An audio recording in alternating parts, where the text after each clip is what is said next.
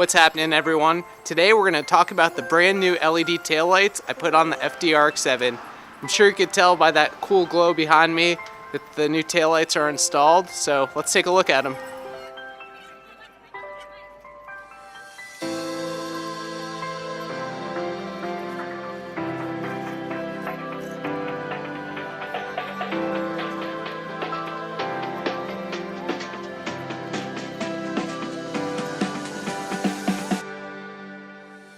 As you can see, these things are super sleek.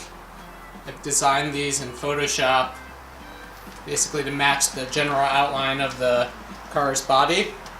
And it kind of follows the lines, as you see, of the existing taillight. I know everyone wants to go with 99 spec taillights on their FDs, but I wanted something a little different, as well as something that was pretty minimalistic. In terms of the production of the taillights, like I said before, I designed the general outline of this contour in Photoshop, and then we converted that to vector so that my boys Scott and Taylor at Black Cloud Battalion could basically create a piece of plastic that acts as a diffuser that rests inside of this taillight housing. And then we have a piece of vinyl that is the inverse of the shape, so basically any area where light shouldn't shine through is covering this area right here. And then we have a circuit board containing all of the LEDs behind the diffuser. In terms of circuitry, there's obviously electronics involved to intercept the signals. Basically when you have your day running lights, your brake light. There's also logic to handle when there's a turn signal. For example, if you're braking, this turn signal should override the brake signal and flash instead of brake, whereas the other side should be unaffected.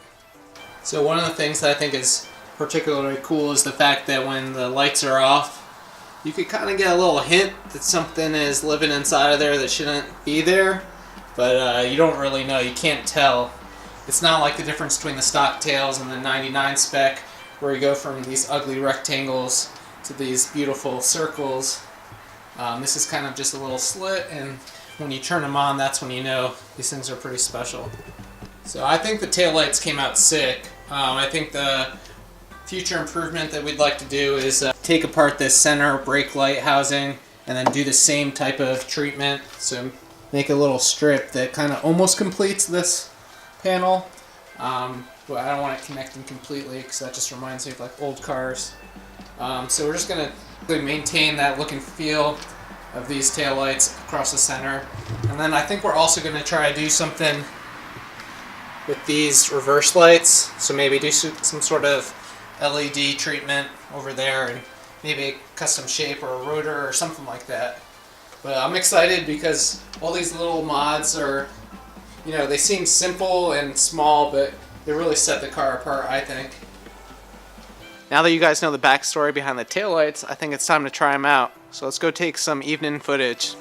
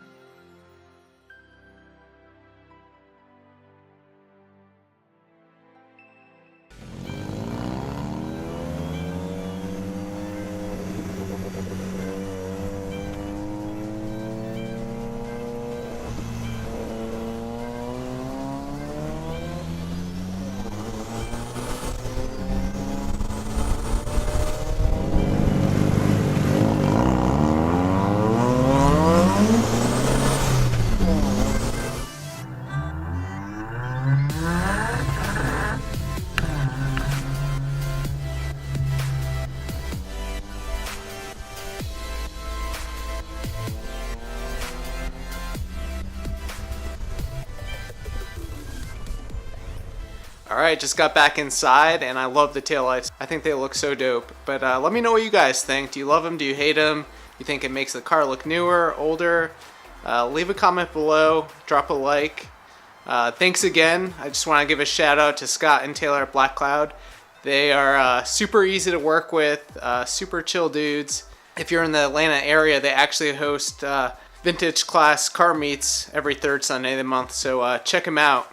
So up next, we're going to be doing some more FD projects. We're going to rebuild the shifter, and then also we're going to be taking the Evo to the dyno finally. I know it's been a long undertaking, but everything is good to go. So we're going to head to the dyno shortly. Hopefully we could film that this weekend.